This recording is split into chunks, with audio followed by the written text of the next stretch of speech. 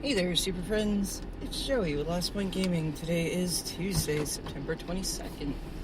Still 2020 somehow. I don't know, man. Just never stops. So where have I been the last 4 weeks? Well, stuff happened. Lots of it. Nothing like terrible, just like work, and 1 week we were on self-quarantine because my husband got exposed to somebody at work who tested positive for COVID and was sick, so that was a little scary. And last week I ended up, I just forgot to upload Tuesday's episode. By the time I realized that, I forgot what I talked about. And Thursday's was a decision to not upload it because it kind of fell apart at the end. So, here we are. Return to Zendikar is out online, which is really the only place it matters.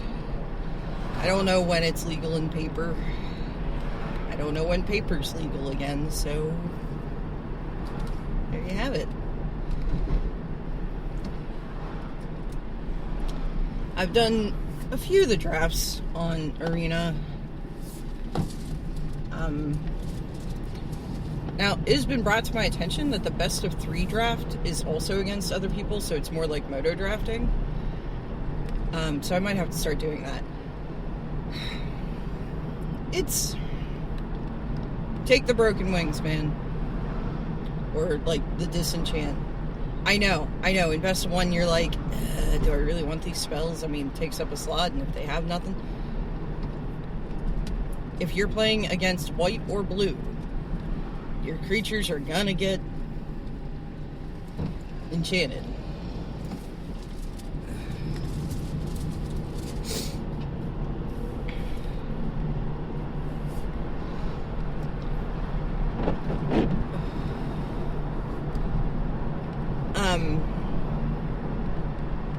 The hand smoother seems to have some difficulty with the flip lands being involved. So that's another reason I want to play in best of 3. I guess the hand smoother is only for best of 1. You know, where... No, I really think they should just get rid of the fucking hand smoother and give you the free mulligan on best of 1 that you get in any paper best of 1 format. That's my opinion, though. It's not my software. I don't get to make these decisions. But I'd rather see that. I mean, honestly, I would rather see the manipulation of the random aspect of the game minimized. Like, matchmaking. If I draft one archetype,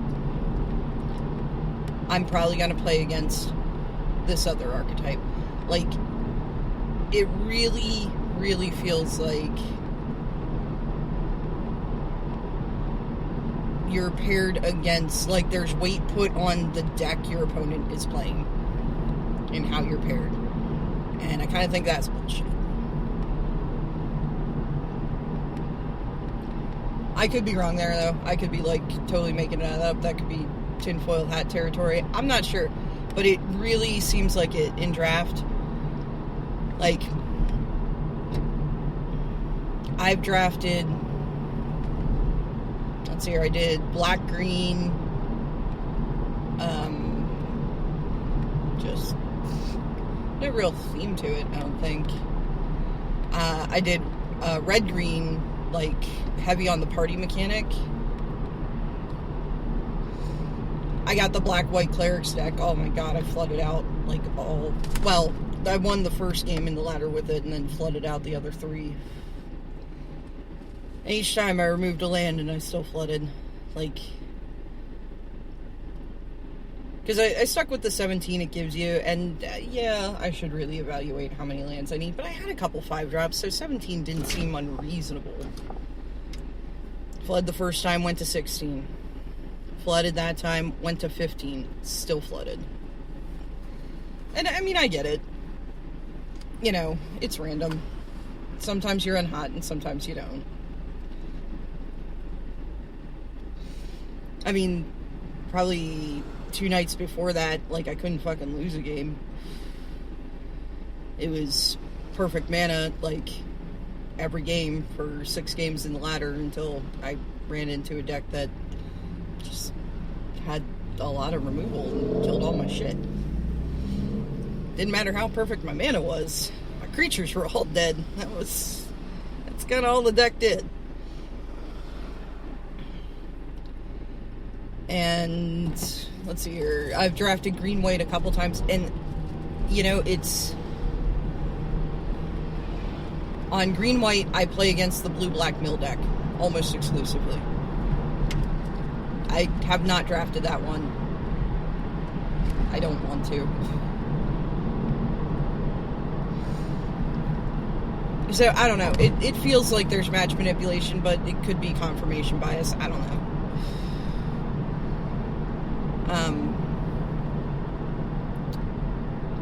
Yeah, I think the draft format's neat. I've been doing okay in drafts. I bombed out of the last 2 I played in, like, I think got 1 win in each before getting knocked out of the ladder. But prior to that, I mean, yeah, I was only getting to, like, 4 or 5 wins before getting knocked out of the ladder, but I was doing alright. I don't like Sealed on Arena because I don't like their deck builder. Like, I've gotten to the point while I'm drafting, as I'm going through, like, I specifically chuck cards in the sideboard, and I'm like, I'll play that if I have to, but I don't want to. So by the time the draft's done, it's actually usually eliminating cards from the main. Or it's like, oh, I'm at 47 cards. Well, shit. So,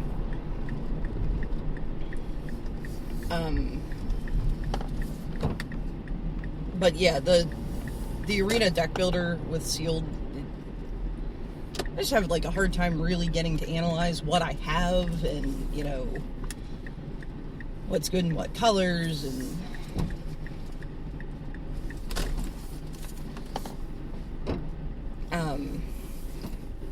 so I don't really do Sealed on Arena. Can you do Sealed on Moto? I should look into that.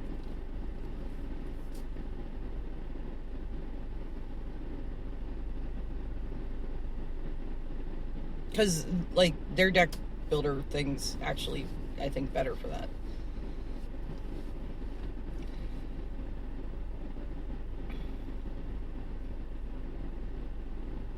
Because it stacks the cards, I guess. Yeah, that's probably what it is. Because even if you, like, do the deck down the side of the screen as opposed to across the bottom, like, you still don't really get to get a full view of what you have. You have to scroll through screens and stuff. So, yeah, I've done some drafting. I put together Merchant's Scoot Cannon deck. Hold on, I gotta pause y'all real quick. He calls it the Scoot Machine Gun. I think Scoot Cannon just has a nice ring to it. So the basic idea with the deck, at its most basic level, is you're trying to get a Scoot Swarm on the board mutated with a Migratory Greathorn, because once you hit the 6 land threshold, you're just making copies of the mutated Migratory Greathorn on the Scoot Swarm. So you're just populating 3/4s. Now, it's got Lotus Cobra, which I actually kind of feel like is a liability at this point because of the Omnath deck. Everybody's like, oh, Lotus Cobra, kill it with fire. But it is nice when you can keep one on the battlefield. Oh, gotta pause y'all again real quick. Yeah. So the kind of, if you pull it off, it's pretty fucking fantastic, is Terror of the Peaks. Big ass dragon that once you start churning out 3-4 copies of your mutated Scoot Swarm, Every time one enters the battlefield, you get to do 3 damage to something. Or more. You can get 2 Terror of the Peaks down. Because none of this stuff is legendary.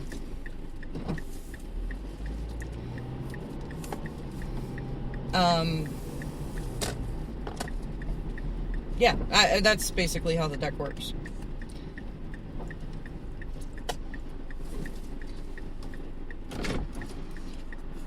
And I love it. It's so much fun.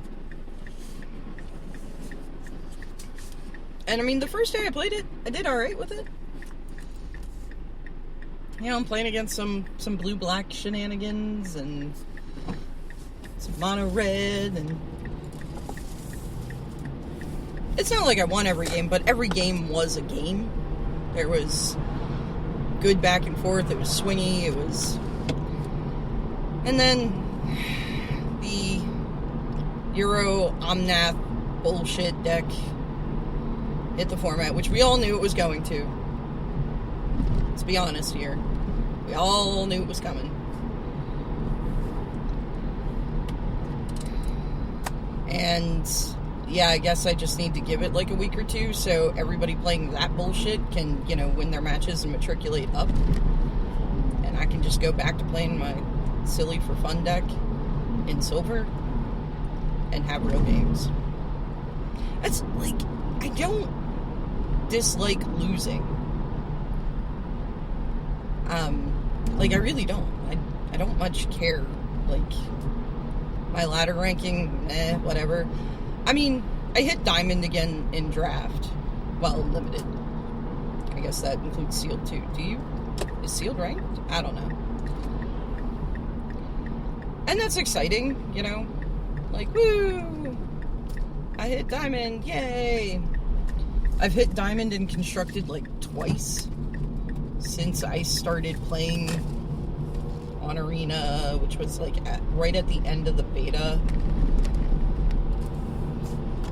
It was after the first rotation where they gave everybody back their gems and their gold and shit and took their cards from, like, I think it was Amonkhet and Kaladesh.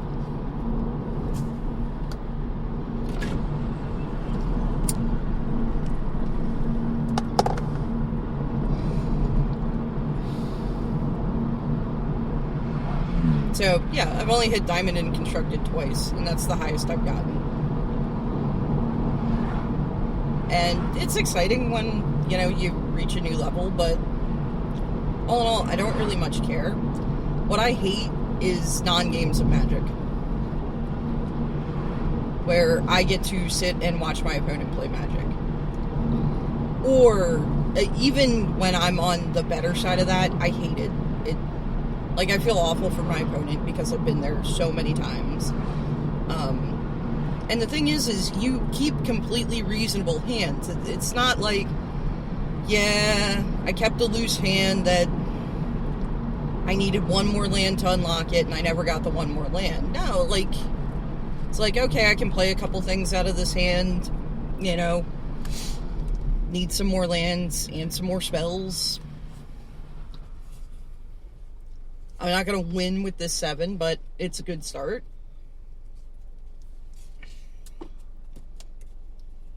And then, you know, you just reach a point where you're either flooding or can't draw a land to save your life. But you can draw every single expensive card in your deck. It's like one of the reasons that I lean so heavy towards aggro is I hate being flooded too. But if it's got to be one or the other, I would rather be flooded than screwed.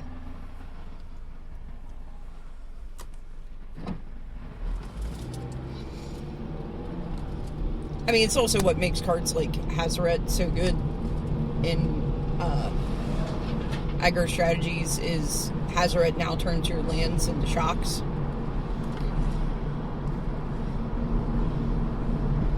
So even if you flood, you know, it's definitely not better than drawing into some gas. Not at all, but at least you can do something with this land, instead of letting it rot in your hand or throwing it on the battlefield, because what the fuck else are you gonna do with it? But yeah, I fucking hate non-games. And whether that's because, like, my draw fell apart, which, I mean, it happens, and it happens in paper, too. Playing Modern Humans, I've kept great hands, and I'm like, oh, this hand can't possibly fucking lose, and deck is like, challenge accepted.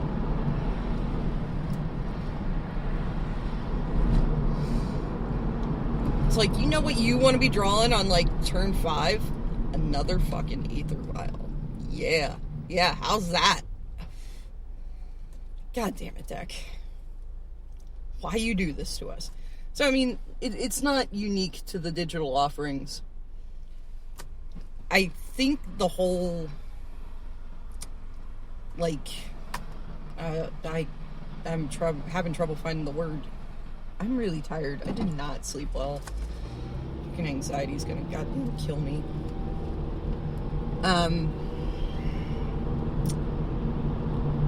I think the, like, real feel bad with the digital offerings as opposed to paper is it feels like you have less control. You shouldn't have any control over the order of your deck in paper. That's cheating. It should be, pretty random. Humans are not completely random creatures, so it's like people who say mana weaving is cheating if you shuffle then after. Not really. Like, it's just pointless. Because you should be randomizing the deck after that point. Therefore, you're undoing all your work anyway. I actually find if you shuffle well afterwards, mana weaving actually kind of fucks you. So, I don't recommend doing it. But if you properly randomize afterwards, it's not really cheating. Because I used to do it, like, when I'd gather my stuff up from, like, my hand in the battlefield and the graveyard, I'd stack it, like, 2 non-lands and a land, 2 non-lands and a land, 2 non-lands and a land, and put it on the end of my deck and then shuffle. And, like I said, it doesn't do anything positive.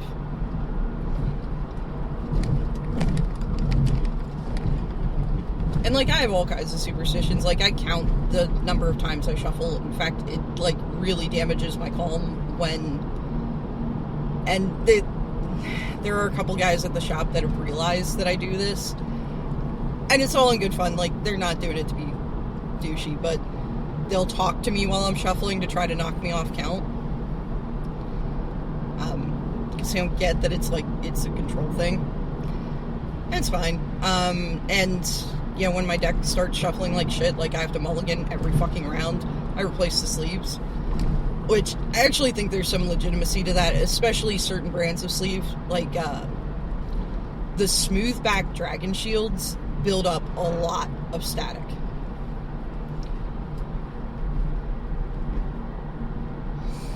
I don't know about the ones with the textured backs. That may help with that, but I used to exclusively use dragon shields. Because, they stood up better. They don't have the play 60 card pickup issue that Ultra Pros do. Whoa, glitch in the Matrix. I am behind my car. Oh, you know what? Yours isn't the same year as mine. Anyway.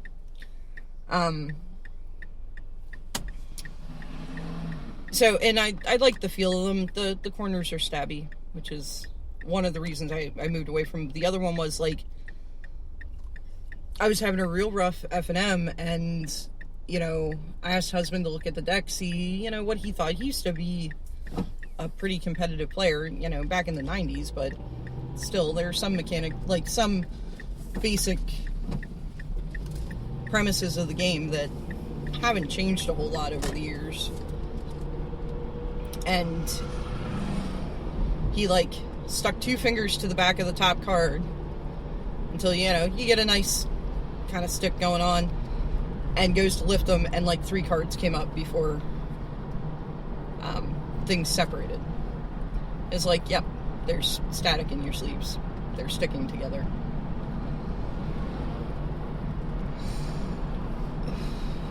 As far as sleeves go, my current favorite are the BCW Elite 2s. They seem to hold up pretty well. They have the texturing on the back to reduce the static buildup. And they're not, like, super stabby in the corners. Dragon shields, katanas, what's the other big one? KMCs, when they were good, like, when I first used KMCs, they were great. And then they went to shit. And I guess they got better again, but I don't know. They've already kind of pissed me off, so. But some of the brands, until you wear them down to the point that they probably need replaced anyway,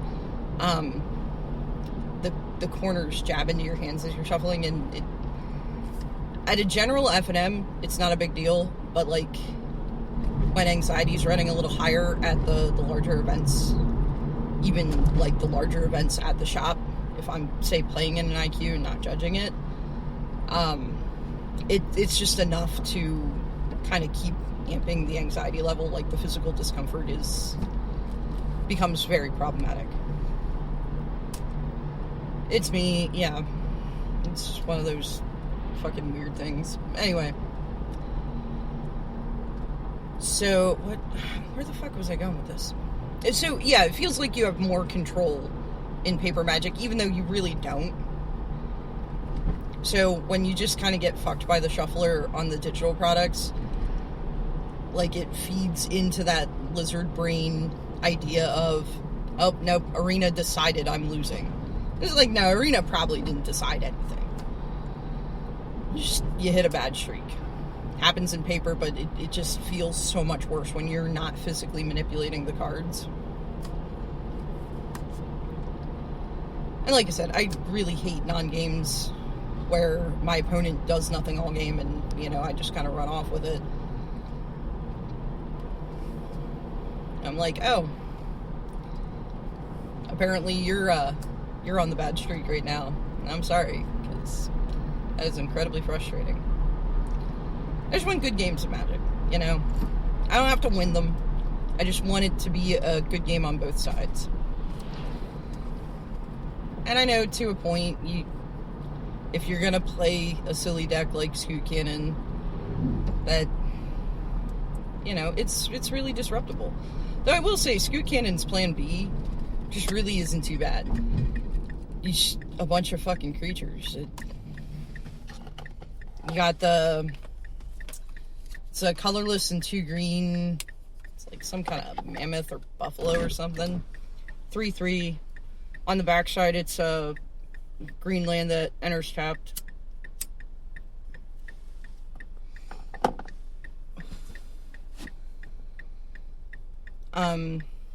It's got the landfall, get +2/+2. The 3-drop red-green. It's a colorless, a red and a green, 3/3. You can play lands off the top of your library and pay a bunch of mana to give, I think it's to give it +X, where X is equal to the number of lands you control.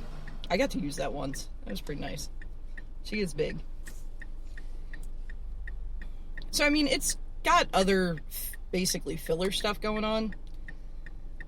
You don't really have the party, but I think it could use more burn spells, even if it's not, like, the 4-drop burn spell from Return to Zendikar. But, you know, like some lightning strikes or something.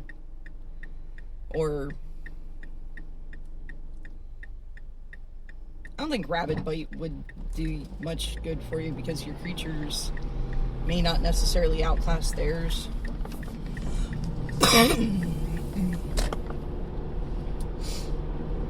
Oh, it does run the Hammer, Skull Shatter, the Bolt Land spell.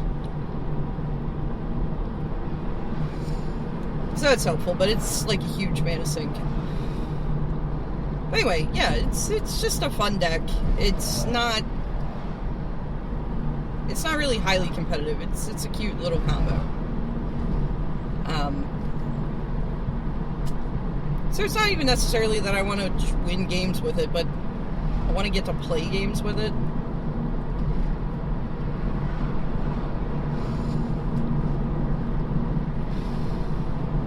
looks like there's some neat stuff popping up in Pioneer. I really have to decide to either start playing Pioneer decks again or kill my Mana Trader subscription. Like, I've been paying for it all these months, and I think I've used it maybe 3 times in the last 6 months. Just, Pioneer fucking sucked for a while there before they abandoned Verter. I don't know, like, Magic has become so pushed. It's just every set there's that card or those couple cards that you never want to play against, but you're gonna play against them. Is the one thing that I miss about primarily playing Standard is the light at the end of the tunnel rotation. Like, get the fuck out of here, Nissa. Go shake someone else's world. Like, unraveling your time, Teferi. Get out of here. Because, like, I fucking hate Euro. I despise that card.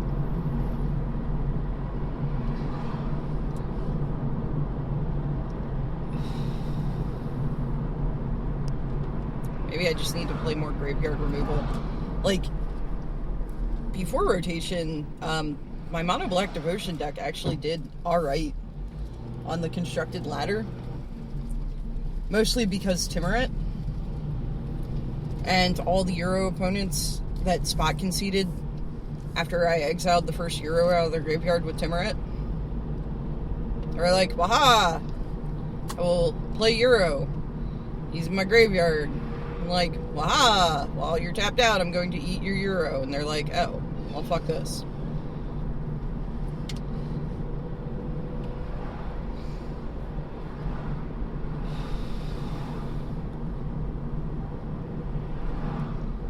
Though I did play a couple of historic decks. I'm trying to remember when that was. I don't think I got to talk about that yet. I played the mostly mono red goblin with the black splash for a couple sideboard cards, but Call of the Death Dweller. I got to do the thing once where I called back a Chain Whirler and wiped my opponent's board. I can be happy with that deck now. That's such a great feeling.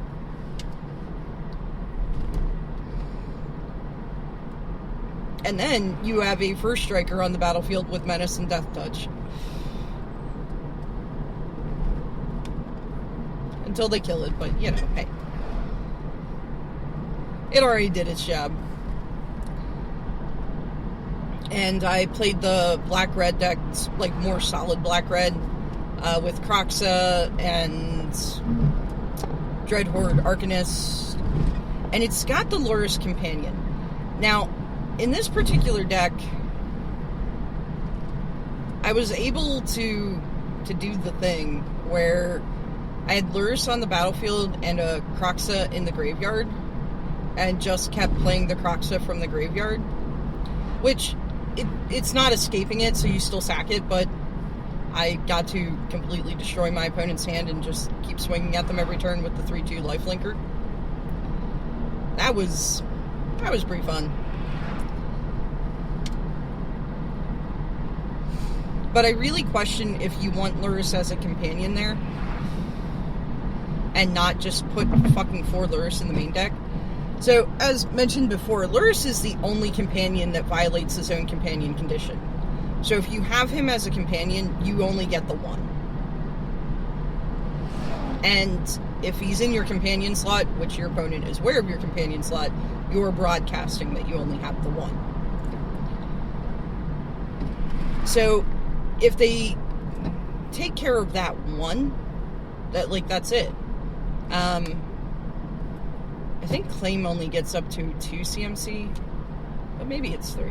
Maybe you can claim him back. I don't remember. I'm pretty sure it's 2. I mean, there's other reanimate effects, but I don't think it's worth it.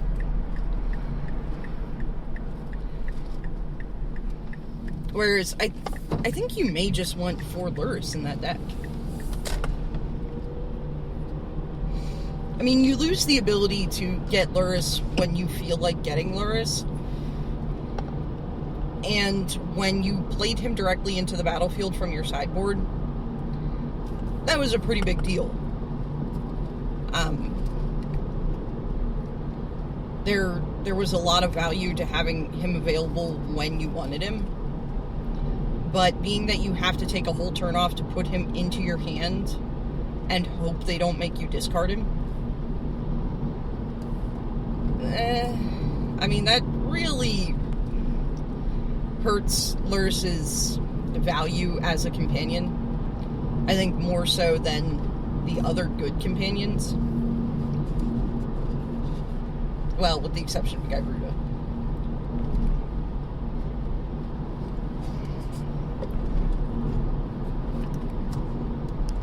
When you can't chain clones, Garuda actually kind of sucks.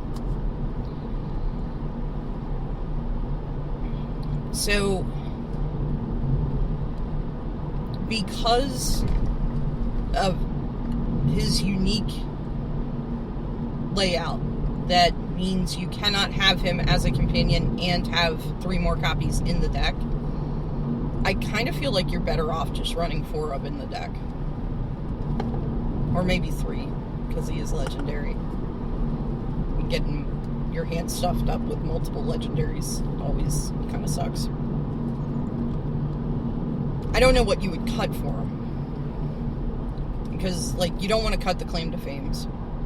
Even though it feels like a redundant effect. Now, I still think, I think if you had to cut Luris as a companion or claim to fame, I would cut Luris as a companion. I mean, that being said, I'm not terribly good at this game, so I could be wrong there, but that feels like the right call. So yeah, I'm not quite sure what to cut to make room, but I really wonder if that deck wouldn't do better with just having 4 Lurises. Can you have the extra copies in the sideboard?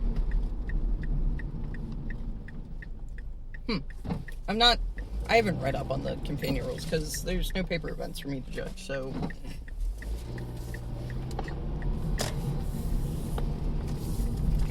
It was low priority to have all that shit figured out, and I've had quite a few demands on my time lately, so. So, I don't know, maybe it's more worth running some extra copies in the sideboard. Because I think if it's not in the main deck, I think only the deck you present to your opponent has to meet the companion condition for you to be able to put it in the companion slot. So maybe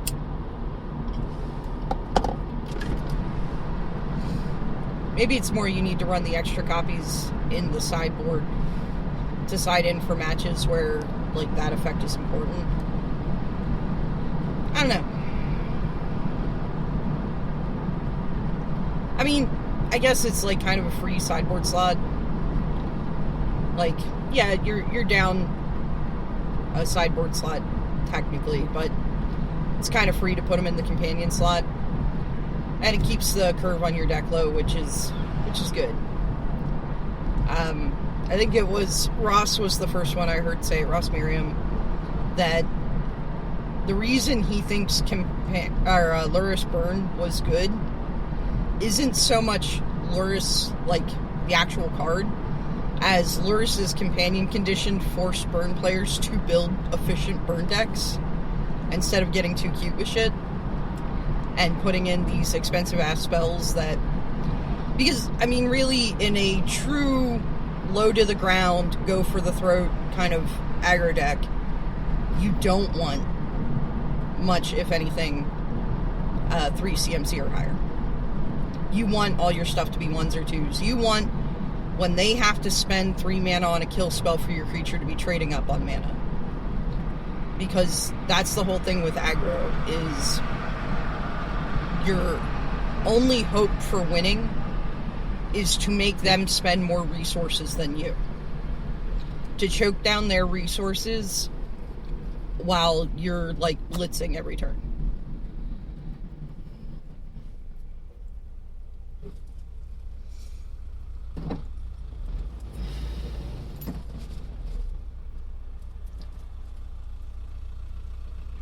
learning how to bait out counter spells on, something that if it sticks, alright, cool. But it's not, if it doesn't stick, it's not the end of the world, because the next spell you have is more impactful. It's basically forcing your opponent to overuse their resources while using yours at maximum efficiency. So, I guess, Luris forcing you to keep the CMC in the deck 2 or less forces leaner, more aggressive burn decks.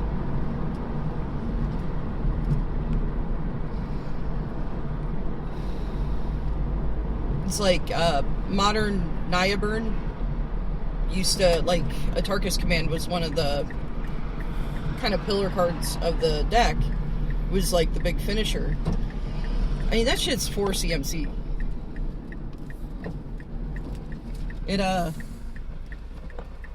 It requires a lot of resource investment in a style of game where you really don't want to go long because you can't win the long game. It's just not how your deck works. So you're either playing it on 4 and risking getting totally fucked by a counterspell, or the game has gone past that and you're pretty fucked anyway. So it's kind of a Hail Mary thing, and sometimes it worked. I mean, I'm not gonna lie, there were times where, it was the shove you over the finish line, but all in all, it's not a very efficient spell for how the deck operates.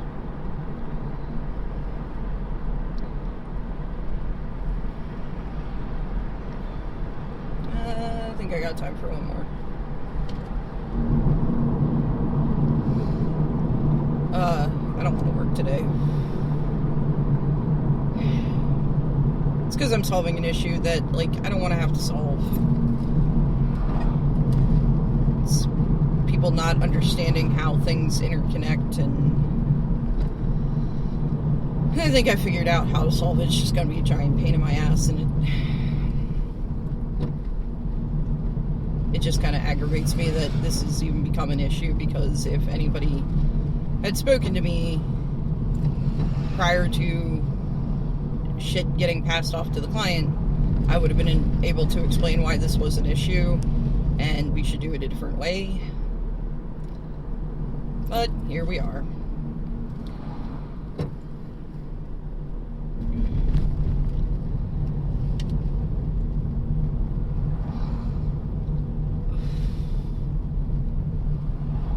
Also, we're in testing season, and I'm tired of explaining the same thing over and over again. It's not a bug. But whatever. Anyway, so what else have I been up to? Because I actually haven't been playing that much Magic. I mean, a lot more so since Return to Zendikar hit Arena, because I've been drafting. Playing a lot of Fall Guys. I love that game. It is just wacky, silly, fun, and I highly recommend it. It's like $20 on Steam. I don't know how resource intensive it is, I'll be honest, because Wraith is pretty high spec, so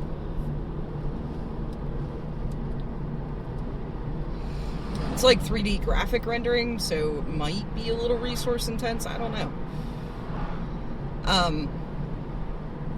And I'm sure you've heard about, what Fall Guys is. Stay on platforms. Or fall down a lot.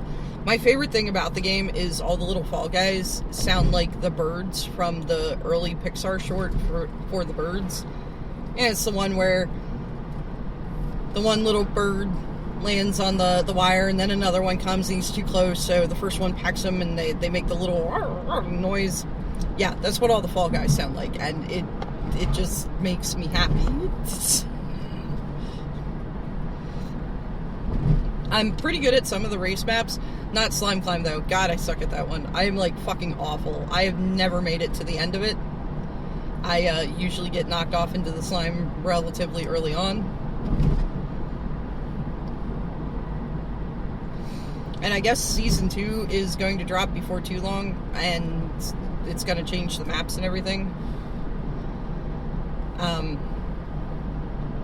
I have 0 crowns. I made it to competing for a crown once, and that was exciting. But yeah, it's just wacky, silly fun. It's a nice little time sink. I suppose you can get all competitive about it, but no. I just like hearing the little Fall Guys make the little bird sounds and falling off of shit. I finished Spirit of the North. Turns out when you use the WSAD keys to move instead of the arrow keys, that game gets a lot easier. So prior to playing like Fall Guys, I never played much on PC. I was always a console gamer. The only thing I really played on PC was EverQuest 2. And in that, you can use your mouse to control absolutely everything. Like, you can click your hotkeys with your mouse. If you hold down both mouse buttons, you will move in the direction your camera's facing. So, you slide the mouse around and hold down the keys or the buttons. And if you click the scroll button, you auto-run in the direction you're facing. Sage actually figured that one out when she was like 3. Because I, had been on EQ, and I, went to make dinner, and I just kind of let my character hang out in a safe spot. Because I was trying to recharge my health and my mana. And, Sage started messing with her. And she's like, oh god, Mom, skeletons are attacking you. I'm like, no! And she's like, it's okay, I'm running away. She found the auto run button and ran me right off a cliff. Luckily into water. I came back to my character bobbing up against the zone line in the water.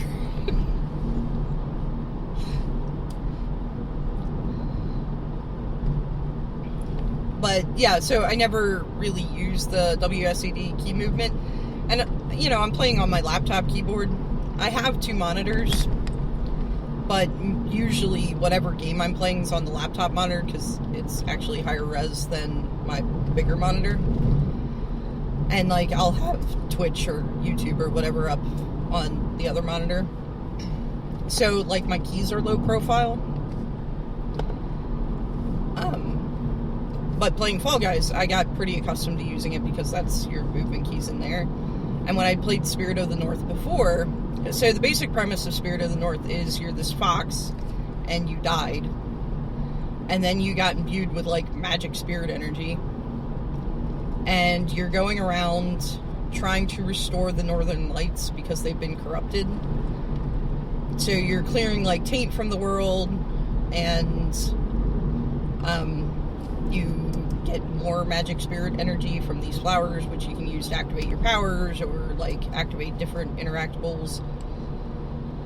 And you randomly come across these staffs, and you pick them up, and you find a dead guy that they belong to, and you go take dead guys their sticks.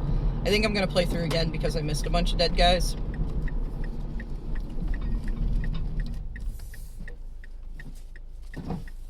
But at first, it's this nice, peaceful game. There's no combat, no dialogue. You're just this fox running around these, beautiful landscapes. And I guess they're all based off of... It's either New Zealand or Iceland. One of those countries. So, it's a really beautiful game. The music's, calm and soothing. Almost has a Celtic music feel to it.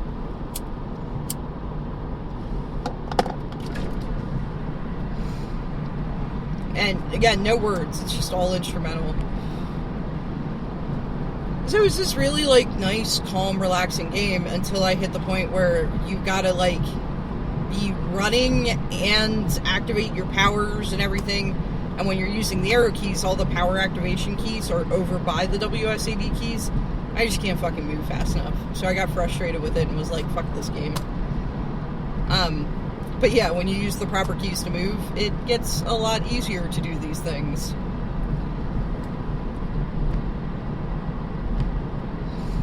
So I finished the first playthrough.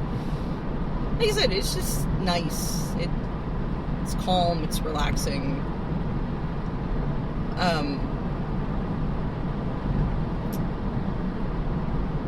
So yeah, that and Fall Guys. The new escape room dropped for the Mad Experiments escape room game. Husband and I each have a copy. And we did that. That game's not great.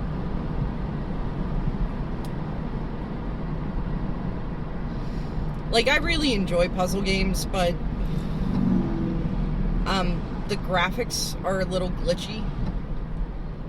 So it's sometimes, like, you get stuck in these red herring tunnel vision scenarios where it's like, oh, well, this, panel in the room is glitching. Is that because it's glitching because this is an indie game, so it's, low budget? Or is that, like, something's there? I don't know. So we solved the new escape room on that came out. It's alright. I have to get back to playing Firewatch. That game was kind of neat. It talks a lot, though. So, and, like, the dialogue's important. So I can't really listen to other things while I'm playing, which is, I think, how I got away from playing it. And husband, the one weekend, all the Witcher games were on sale, so he got me all 3 of them. I'd like to take a crack at the first one. I never played that one before because it was PC only. I beat Assassin of Kings, and then Wild Hunt, I had to restart like 4 fucking times and just kind of, like, couldn't do it the 4th time. I was like, I don't want to fight these same goddamn bandits all over again. I don't want to fight that fucking Noon Wraith all over again. But I really should get back to it. I actually really enjoy the Witcher universe. The book series is pretty good. The grammar is really clumsy. Like, you can tell they did not put a lot of money and effort into the translation. Like, if you watch the Witcher series on Netflix, Jaskier, the bard, in the games and in the books, he's called Dandelion, and I was, like, kind of annoyed that they changed his name. No, it turns out his name was always Jaskier, and it was a translation error. His name was never supposed to be Dandelion. But I guess in Polish, the word for dandelion is close to his name, if not his actual name. So when it got fed through what I'm assuming was a translation algorithm, it got translated.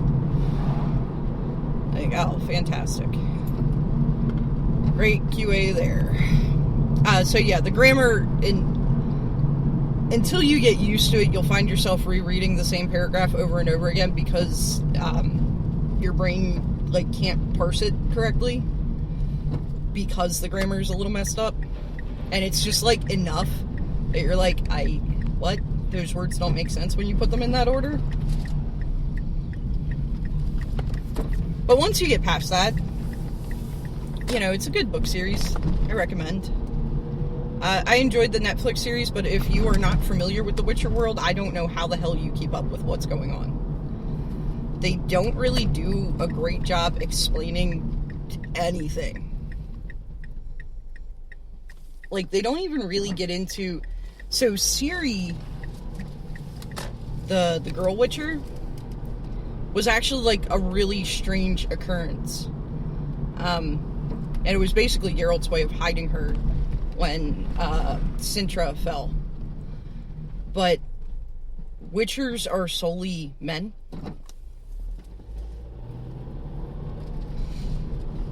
Like, the way Witchers get new Witchers is almost like the Night's Watch from Game of Thrones. The way they get new Witchers is they take abandoned male children and they train them up and everything, and then a fair portion of them die during the mutation process to turn them into a Witcher. So, like, Ciri was this kind of Black Swan event, and they don't even really articulate that at all.